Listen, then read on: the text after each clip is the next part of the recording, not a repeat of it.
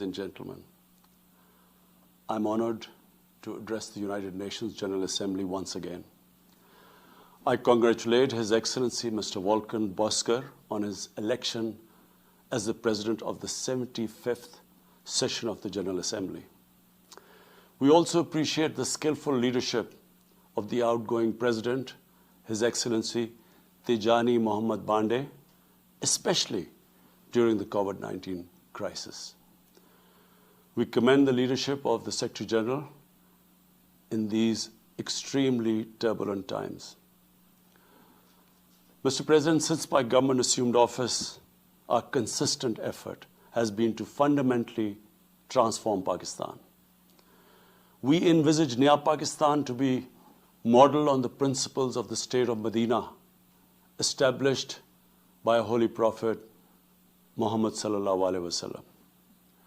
A just and humane society where all government policies are directed at lifting our citizens out of poverty and creating a just and equitable dispensation. To achieve this goal, we need to have peace and stability. Thus, our foreign policy aims to have peace with our neighbors and settle disputes through dialogue. Mr. President, the 75th anniversary of the United Nations is an extremely important milestone, as this is the only body in the world that can help us achieve our goals of peace and stability in our neighborhood. This is also time for us to reflect whether, as the United Nations, we have been able to realize the promise we collectively made to our peoples. Today, the foundations of the world order, non-use of or threat of unilateral force, self-determination of peoples, the sovereign equality and territorial integrity of states, non-interference in their internal affairs, international cooperation. All these ideals are being systematically eroded. International agreements are being flouted and set aside. Renewed great power rivalries are leading to a new arms race. Conflicts are proliferating and intensifying. Military occupation, illegal annexations are suppressing the rights of human beings to self-determination. According to the respected professor Noam Chomsky, mankind is at even a greater risk than it was before the First and Second World Wars in the last century. And this is because of the threat, increased threat of nuclear war, climate change, and sadly the rise of authoritarian regimes. We must come together to prevent such a catastrophe. We believe that the driving force in international relations must be cooperation, in accordance with the principles of international law and not confrontation and force. We all must emphatically reaffirm our support for multilateralism. Mr. President, the COVID-19 pandemic has illustrated the oneness of humanity. In our interconnected world, no one is safe unless everyone is safe. Locking down to control the pandemic has triggered the worst recession since the Great Recession in the last century. This has hit the poorest countries the hardest, as well as the poor in all the countries. In Pakistan, we realized very early on that if we imposed a strict lockdown, the type that several affluent countries had imposed, we would have more people dying of hunger than the virus. Therefore, we adopted a policy of smart lockdown. While concentrating on the hotspots, the virus hotspots, we opened up our agriculture sector immediately, and then followed it up by the construction sector, which employed most of the people. At the same time, and this is despite financial constraints, my government deployed $8 billion, unprecedented amount, for our health services. plus support the poorest and most vulnerable households with direct cash payments through SR's program. And then subsidies to the small businesses. Even though our smart lockdown was heavily criticized in the beginning, but thanks to the Almighty Allah's grace, we have not only managed to control the virus, stabilize our economy, but most importantly, we have been able to protect the poorest segment of the society from the worst fallout of the lockdown. Today, Pakistan's response is cited among the success stories in controlling and responding to the pandemic. However, we are still not out of the woods, like no country is out of the woods today. But Mr. President, it was obvious from the outset that developing countries would need fiscal space to respond to and recover from the COVID crisis. Debt relief is one of the best ways to create that fiscal space for developing countries. Therefore, in early April, I called for a global initiative on debt relief.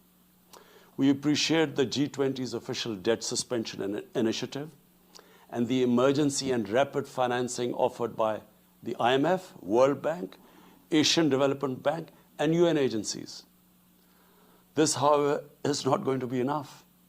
The IMF has estimated that developing countries will need over $2.5 trillion to respond and recover from the crisis. The official debt suspension will need to be extended and expanded. Additional debt relief measures will also be needed. Development banks should ensure adequate financial inflows. Rich countries have generated over $10 trillion to finance their own response and recovery. They should support the creation of at least $500 billion in new special drawing rights for the developing world. Mr. President, in my address to the General Assembly last year, I had highlighted the tremendous damage that illicit financial flows from developing countries to rich countries and to offshore tax havens cause. This leads to the impoverishment of the developing nations. Money that could be used towards human development is siphoned off by corrupt elites. The loss of foreign exchange causes currency depreciation. That in turn leads to inflation and poverty. The quest for getting back these stolen resources is nearly impossible, given the cumbersome procedures. Moreover, the powerful money launderers have access to the best lawyers.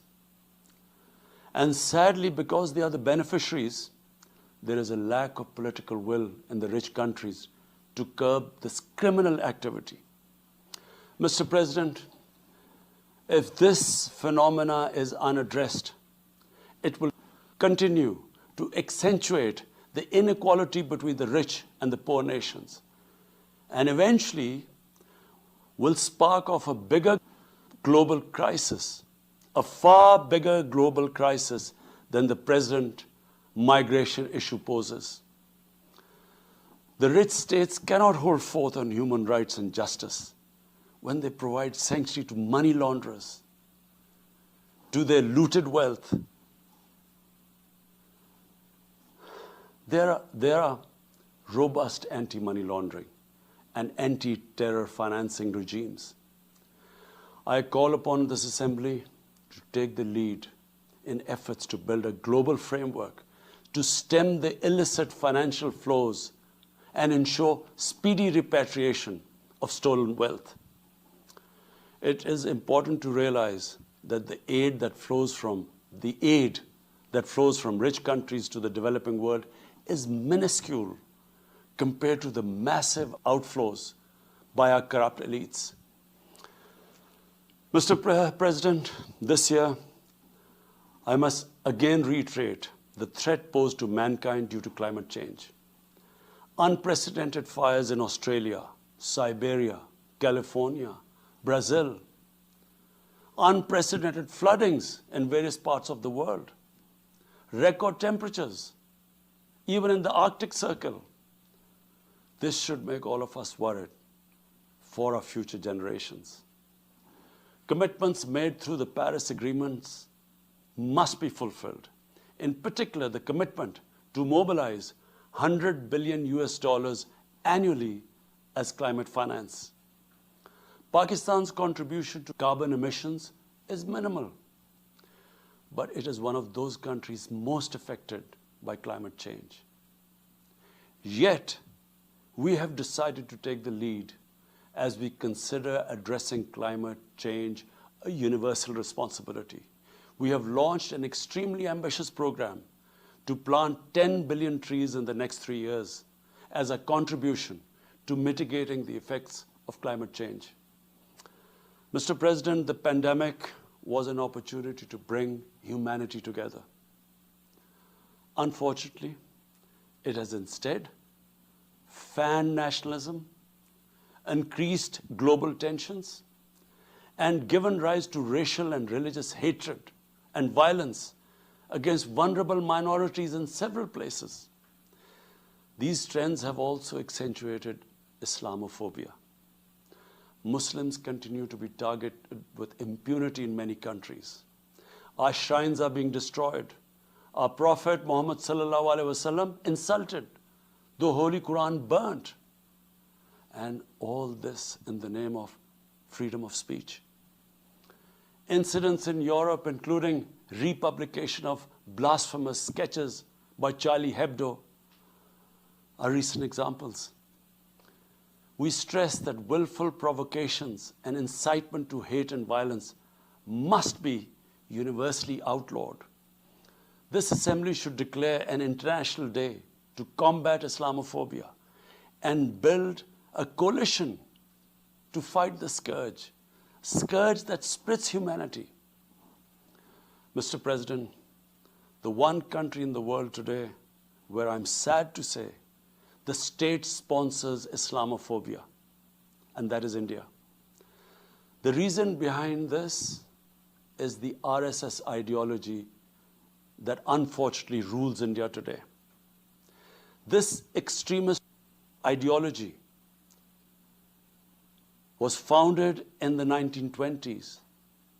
The RSS founding fathers were inspired by the Nazis, and they adopted their concepts of racial purity and supremacy.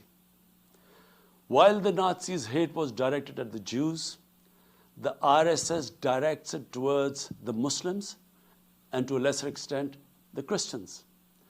They believe that India is exclusively for Hindus and others are not equal citizens. The secularism of Gandhi and Nehru has been replaced by the dream of creating a Hindu Rashtra by subjugating, even cleansing, India's 200 million Muslims and other minorities. In 1992, the RS destroyed the Babri Masjid. In 2002, some 2,000 Muslims were slaughtered in Gujarat, and this was under the watch of Chief Minister Modi. In 2007, over 50 Muslims were burnt alive by RSS arsonists aboard the Samjhauta Express train. In Assam, around 2 million Muslims face the prospects of being arbitrarily stripped of their nationality through the adoption of discriminatory laws. There are reports of large concentration camps being filled by Muslim Indian citizens. Muslims were falsely blamed, vilified, and victimized for spreading the coronavirus. They were denied medical attention on many occasions. Their businesses were boycotted. Cow vigilantes attack and kill Muslims with impunity. Last February, Muslims faced targeted killings with police complicity in New Delhi. Mass registrations in the past have often been a precursor to genocide. For example, the Nuremberg laws in Germany in 1935, and then in 1982 in Myanmar. The Hindutva ideology is set to marginalize almost 300 million human beings, Muslims, Christians, and Sikhs. This is unprecedented in history. And this does not augur well for the future of India. As we all know, that marginalization of human beings leads to their radicalization. Mr. President, for over 72 years, India has illegally occupied Jammu and Kashmir against the wishes of the Kashmiri people and in blatant violation of the resolutions of the Security Council and indeed its own commitments to the people of Kashmir. On 5th August last year, India illegally and unilaterally sought to change the status of the occupied territories and deployed additional troops, bringing the total number to 900,000, to impose a military siege on 8 million Kashmiris. All Kashmiri political leaders were incarcerated. About 13,000 Kashmiri youth were abducted and thousands tortured. A complete curfew was imposed, accompanied by a total communications blackout. Indian occupation forces have used brute force, including pellet guns against peaceful protesters, imposed collective punishments, including the destruction of entire neighborhoods, and extrajudicially murdered hundreds of innocent young Kashmiris in fake encounters, refusing even to hand over their bodies for burial. The Kashmiri media and those daring to raise their voice are being systematically harassed and intimidated through the use of draconian laws. All of this is well documented in the reports of the United Nations High Commissioner for Human Rights, communications from the Special Rapporteurs of Human Rights Council, statements from human rights and civil society organizations.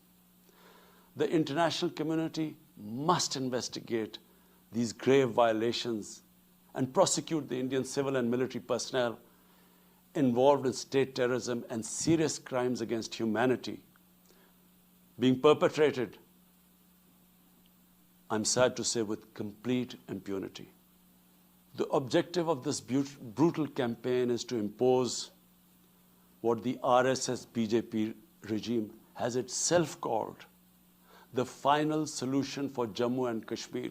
To this end, the military siege is being followed by moves to change the demographic structure of the occupied territory. This is an attempt to obliterate the distinct Kashmiri identity in order to effect the outcome of a plebiscite envisaged in the UN Security Council resolutions. This action is in violation of the UN Charter, Council resolutions, and international law, particularly the 4th Geneva Convention. Changing demographic structure of occupied territory is a war crime. Mr. President, the brave Kashmiri people will never submit to Indian occupation and oppression. Their struggle is indigenous.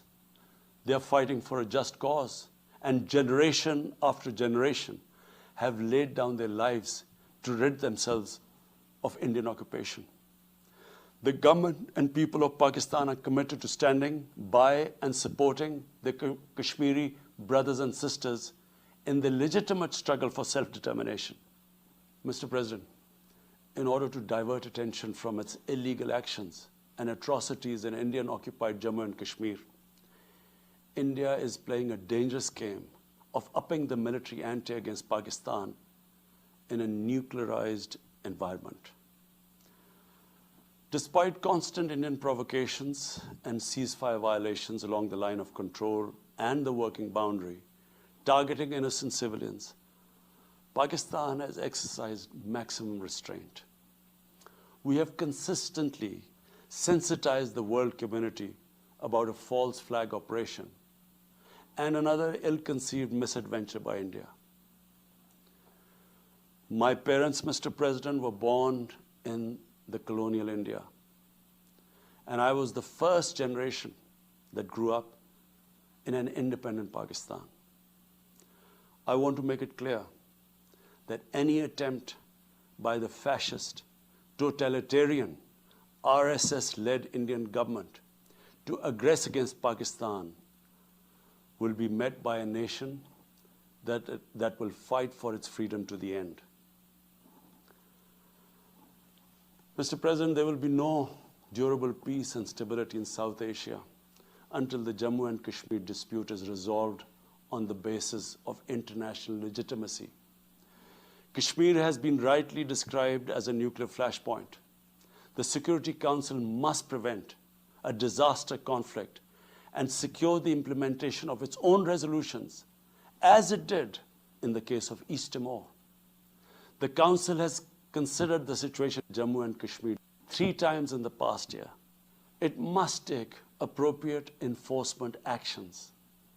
It must also take steps to protect the Kashmiris from an impending genocide by India. Pakistan has always called for a peaceful solution. To this end, India must ascend. To reach this end, India must ascend the measures it has instituted since 5th August 2019, end its military siege and other gross human rights violation, and agree to resolve the Jammu and Kashmir dispute in accordance with the relevant UN Security Council resolutions, and of course, the wishes of the people of Kashmir. Mr. President, Pakistan's desire for peace in our region is also manifest in our efforts to promote a political solution in Afghanistan. I have consistently maintained over the past 2 decades that there is no military solution to the conflict in Afghanistan. The only way forward was and is a political settlement, which involves the full spectrum of Afghanistan's political actors. Pakistan fully facilitated the process that culminated in the US-Taliban peace agreement on 29 February 2020. Pakistan is deeply gratified that it has fulfilled its part of the responsibility. The Afghan leaders must now seize this historic opportunity to achieve reconciliation and restore peace in the war-torn country. Through the intra-Afghan negotiations that commenced on 12th of September, they must work out an inclusive, broad-based, and comprehensive political settlement. The process must be Afghan-led and Afghan-owned, and without any interference or outside influence. Early return of Afghan refugees must be part of this political solution. After almost 2 decades of war, it is imperative not to allow spoilers within and outside Afghanistan to subvert the peace process. Peace and stability in Afghanistan will open new opportunities for development and regional connectivity. Mr. President, Palestine remains a festering wound. A just and lasting settlement is indispensable for the Middle East and actually the world. Illegal annexations of Palestinian territory, the building of illegal settlements, and the imposition of inhuman living conditions on the Palestinian people, especially in Gaza, cannot bring peace to a troubled region. Pakistan continues to support a 2-state solution in line with the UN General Assembly and Security Council resolutions within the international agreed parameters, and they are pre-1967 borders, and Al-Quds, Al-Sharif as the capital of a united, contiguous, and independent Palestinian state. Mr. President, the United Nations remains the best legitimate avenue for collective action in managing international conflicts, fostering peace and security, promoting equitable development, and addressing global problems. I urge the Secretary General to take the lead in preventing global conflicts. He should convene summit-level meetings to address regional hotspots and resolve outstanding disputes. The United Nations should be made fully responsive to the challenges of our times. A comprehensive reform of the United Nations, including the Security Council, is essential to promote greater democracy, accountability, transparency, and efficiency. Pakistan will continue to participate actively in this process and endeavor with other member states to build a world where conflict is outlawed and equitable prosperity for all pursued in conditions of peace and security.